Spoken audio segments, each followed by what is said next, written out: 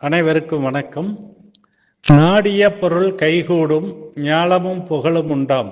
வீடு இயல்வெளி அது ஆக்கும், வேரி அக்கமலை நோக்கும்.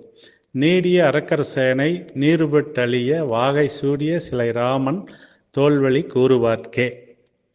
இன்று நாம் பார்க்க போவது திருமண பொருத்தத்தில் நட்சத்திர பொருத்தங்கள் பார்க்கிறோம். அது இல்லாமல் கிரக அமைப்புகளை ஜாதக கட்டங்களின் மூலமாக நாம் பார்ப்பதன் மூலம் ஒரு நல்ல வரனை தேர்ந்தெடுக்க முடியும். அதிலே நிறைய சூட்சமங்களும் விதிமுறைகளும் நிறைய உள்ளன. இருந்தாலும் எளிமையாக பார்க்கக்கூடிய ஒரு சில விதிகளை நாம் இங்கே பார்க்கிறோம். இப்பொழுது ஒரு ஆண் பெண் இருவர் ஜாதகங்களையும் திருமண பொருத்தம் என்று வரும் பொழுது முதலிலே இருவருக்கும் குருபலம் உள்ளதா என்று பார்க்கப்படுகிறது. அதாவது குருபலம் என்றும் பொழுது பிறப்பு சந்திரனுக்கு கோச்சார குரு 2, 5, 7, 9, 11 இந்த பாவகங்களில் சென்று கொண்டு இருக்கும் பொழுது அவர்களுக்கு ஒரு திருமணம் ஏற்பாடு செய்யலாம் என்பது பொது விதி. இது எதற்கென்றால், இந்த குருபலம் என்பது திருமணத்திற்கு மட்டும் பார்க்கப்படுவதல்ல, எல்லா சுபகாரியங்களுக்கும் ஒருவருடைய ஜாதகத்தை வைத்து வீடு மனை அமைவது மற்ற அனைத்து சுபகாரியங்களுக்கும் அந்த மாதிரி அமைப்பு இருந்தால் சிறப்பு என்பது பார்க்கப்படுகிறது. அதை இப்பொழுது பழக்கத்தில் திருமணத்திற்கு குருபலம் அது பார்ப்பது நல்லது. திருமணத்திற்கென்றாலும் சிறப்பான அமைப்பு, அப்பொழுது குருபலம் தேவை. ஆனால் குருபலம் ஒன்று மட்டுமே திருமண வாழ்வை சரியாக அமைக்கிறதா என்றால் அப்படி கிடையாது. அதிலே நிறைய கருத்துக்கள் உள்ளன, நிறைய விதிகள் உள்ளன.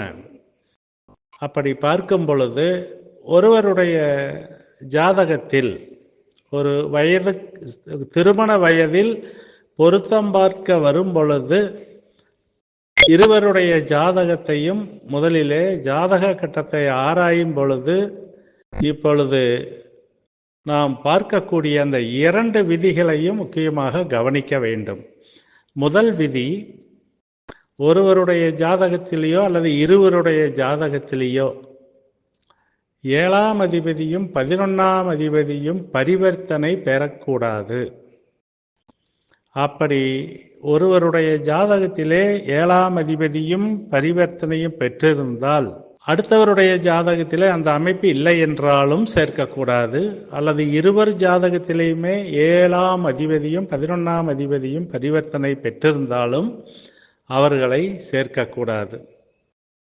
அடுத்தபடியாக 2வது விதி, கணவன் மனைவி தாம்பத்திய சுகம், சுகஸ்தானம் என்று சொல்லக்கூடிய 4ஆம் இடம். ஒருவருடைய ஜாதகத்திலே 7ஆம் இடம், ஆணுடைய ஜாதகத்திலே 7ஆம் இடம் மனைவி, மனைவியினுடைய ஜாதகத்திலே 7ஆம் இடம் கணவன். இருவர் ஜாதகத்திலும் 10ஆம் இடம் என்பது 7ஆம் இடத்திற்கு 4ஆம் இடம். அது சுகஸ்தானத்தை குறிக்கும். 7ஆம் இடத்திற்கு 4ஆம் இடம் 10ஆம் இடமாக வரும். அது சுகஸ்தானத்தை குறிக்கும். இப்பொழுது ஜாதகத்தை நாம் கிரக ஆய்வு செய்யும் பொழுது முக்கியமாக இதை பார்க்க வேண்டும். இந்த காலகட்டத்திலே இது மிக மிக அவசியமான ஒரு விதி. அதாவது ஒருவருடைய ஜாதகத்திலே 10ஆம் அதிபதி அடுத்தவருடைய ஜாதகத்திலே நீசம் அடையக்கூடாது. அதே போல இன்னொருவருடைய ஜாதகத்திலே 7ஆம் அதிபதி இவருடைய ஜாதகத்திலே நீசமடையக்கூடாது. ஒருவருடைய ஆணோ பெண்ணோ ஆண் ஜாதகத்தில் அவ்வாறு 10ஆம் அதிபதி இன்னொருவருடைய ஜாதகத்திலே நீசமடைந்திருந்தால்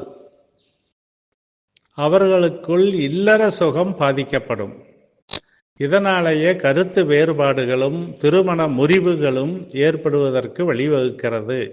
ஆகவே இந்த மாதிரி அமைப்புகளை நாம் திருமண பொருத்தம் பார்க்கும் பொழுது மிக மிக கவனமாக ஆராய வேண்டும்.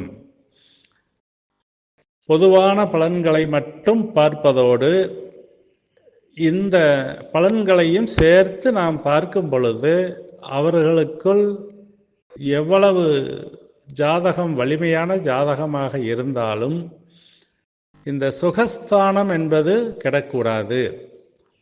ஆகவே ஆண் பெண் ஜாதகங்களை இணைக்கும் பொழுது நாம் மிக மிக முக்கியமாக இதை நாம் ஜோதிடர்களானாலும் சரி, பெற்றோர்கள் ஜோதிடர்களிடையே ஜாதகத்தை கொடுத்து பார்க்கும் பொழுது இந்த அமைப்பு உள்ளதா என்று கேட்பதும் மிகவும் சிறப்பு.